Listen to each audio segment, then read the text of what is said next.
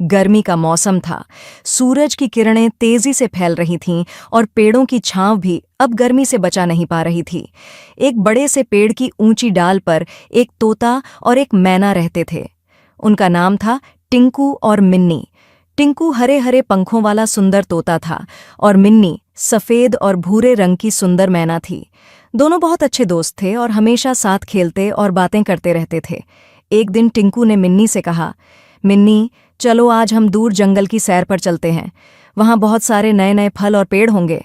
मिन्नी ने खुशी खुशी कहा, हाँ, ये बहुत अच्छा विचार है। हमें वहां नए दोस्त भी मिल सकते हैं। दोनों ने अपने छोटे छोटे सामान उठाए और उड़ते हुए जंगल की ओर चल दिए। रास्ते में उन्हें रंग बिरंगे फूल, हरे भरे पेड़ और मीठे फलों के बाग दिखे। मिन्नी ने एक मीठे आम के पेड़ पर बैठकर आम का रस पिया और टिंकू ने नारियल के पेड़ से ताजे नारियल का पानी पिया। वे दोनों बहुत खुश थे और आनंदित हो रहे थे।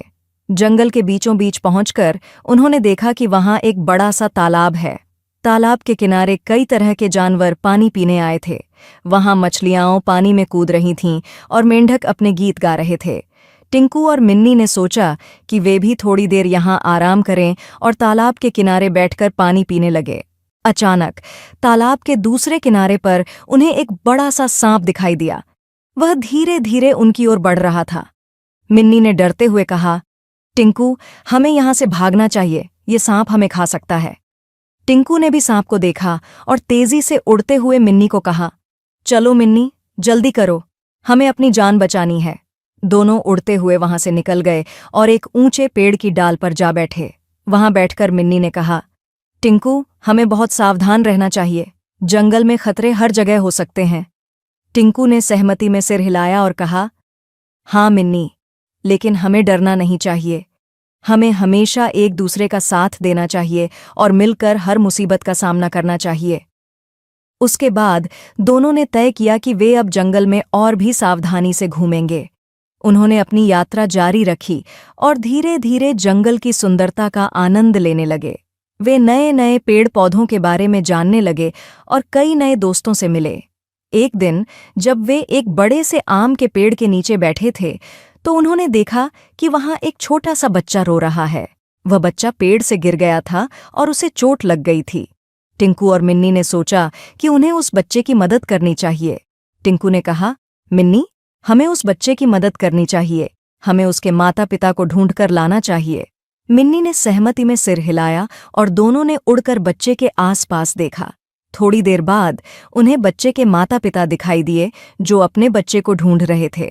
टिंकू और मिन्नी ने उन दोनों को बच्चे के पास लाकर छोड़ दिया। बच्चे के माता पिता ने टिंकू और मिन्नी का धन्यवाद किया और कहा, आप दोनों ने हमारी बहुत मदद की। अगर आप न होते तो हमें हमारा बच्चा नहीं मिलता। टिंकू और मिन्नी ने खुश होकर कहा, यह हमारी खुशी है कि हम आपकी मदद कर सके। हमें खुशी है कि बच्चा सुरक्षित है। उस दिन के बाद से टिंकू और मिन्नी की दोस्ती और भी गहरी हो गई। वे हमेशा एक दूसरे का साथ देते और हर मुश्किल का सामना करते। उन्होंने सीखा कि सच्ची मित्रता का मतलब एक दूसरे के साथ रहना और मदद करना होता है। कुछ दिनों बाद जंगल में एक बड़ा मेला लगा। वहां कई तरह के खेल, खाने पीने के स्टॉल और रंग बिरंगे वस्त्र थे। टिंकू और मिन्नी ने सोचा कि वे भी मेले का आनंद लेने चलेंगे। मेले में पहुंचकर उन्होंने देखा कि वहां एक जादूगर का शो हो रहा है। जादूगर तरह तरह के जादू दिखा रहा था और लोग तालियां बजा रहे थे। टिंकू और मिन्नी भी बहुत उत्साहित हुए और शो देखने लगे। जादूगर ने जब अपना अंतिम जादू दिखाया तो उसने कहा कि वह किसी भी जानवर को उड़ना सिखा सकता है। मिन्नी ने मजाक में टिंकू से कहा, टिंकू, हमें भी जादूगर से उड़ना सीखने के लिए कहना चाहिए। टिंकू हंसते हुए बोला, मिन्नी, हम तो पहले से ही उड़ सकते हैं, लेकिन चलो हम जादूगर से बात करते हैं। वे दोनों जादूगर के पास गए और उससे मिले। जादूगर ने उन्हें देखा और मुस्कुराते हुए कहा, तुम दोनों तो पहले से ही उड़ सकते हो, लेकिन तुम्हारी दोस्ती और साहस की कहानी सुनकर मुझे बहुत खुशी हुई। जादूगर ने उन्हें अपने विशेष शो में शामिल होने के लिए आमंत्रित किया और कहा कि वे जंगल के सभी जानवरों को अपनी कहानी सुनाएं। टिंकू और मिन्नी ने सहर्ष यह आमंत्रण स्वीकार किया और शो में अपनी कहानी सुनाई। सभी जानवरों ने उनकी कहानी से प्रेरणा ली और तालियां बजाईं। इस प्रकार टिंकू और मिन्नी ने न केवल अपनी दोस्ती को और मजबूत किया, बल्कि अन्य जानवरों को भी सच्ची मित्रता और साहस का पाठ पढ़ाया।